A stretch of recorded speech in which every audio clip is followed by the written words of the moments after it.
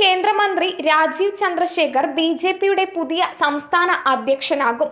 ഇന്ന് നടന്ന core committee യോഗത്തിലാണ് ദേശീയ നേതൃത്വം അദ്ദേഹത്തിന്റെ പേര് നിർദ്ദേശിച്ചതെന്നാണ് വിവരം. രണ്ടാം മോദി സർക്കാരിൽ IT ആൻഡ് ഇലക്ട്രോണിക്സിന്റെയും നൈപുണ്യ വികസനത്തിന്റെയും ചുമതലയുള്ള കേന്ദ്ര സഹമന്ത്രിയായിരുന്നു അദ്ദേഹം. കർണാടകയിൽ നിന്ന് 3 തവണ രാജ്യസഭയിലെത്തി.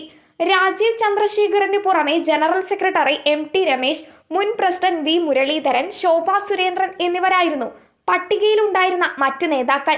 ഇവരെയെല്ലാം മറികടന്നാണ് കേരളത്തിലെ പാർട്ടിയെ നയിക്കാൻ രാജീവ് ചന്ദ്രശേഖർ എത്തുന്നത്. 2 പതിറ്റാണ്ടിന്റെ രാഷ്ട്രീയ അനുഭവ സമ്പത്തുമായാണ് രാജീവ് ചന്ദ്രശേഖർ BJPയുടെ സംസ്ഥാന അധ്യക്ഷനാകുന്നത്. കർണാടകയിൽ നിന്നും കേരളത്തിലേക്ക് പ്രവർത്തന മണ്ഡലം പൂർണ്ണമായും മാറുമ്പോൾ മുന്നിലുള്ളത് പ്രധാനപ്പെട്ട 2 തെരഞ്ഞെടുപ്പുകളിലേക്ക് പാർട്ടിയെ ശക്തിപ്പെടുത്തുക എന്നതാണ്. ഞായറാഴ്ച ഉച്ചയ്ക്ക് 2 മണിക്ക് അദ്ദേഹം നാമനിർദ്ദേശ പത്രിക സമർപ്പിച്ചു. പ്രകാശ് ജാവദേക്കറാണ് അദ്ദേഹത്തിന്റെ പേര് കോർ കമ്മിറ്റി യോഗത്തെ അറിയിച്ചത്.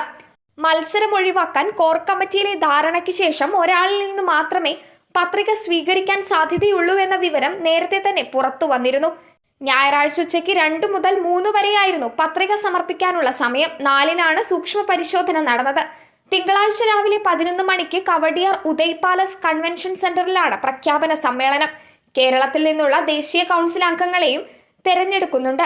News desk മലയാളാക്ഷരം.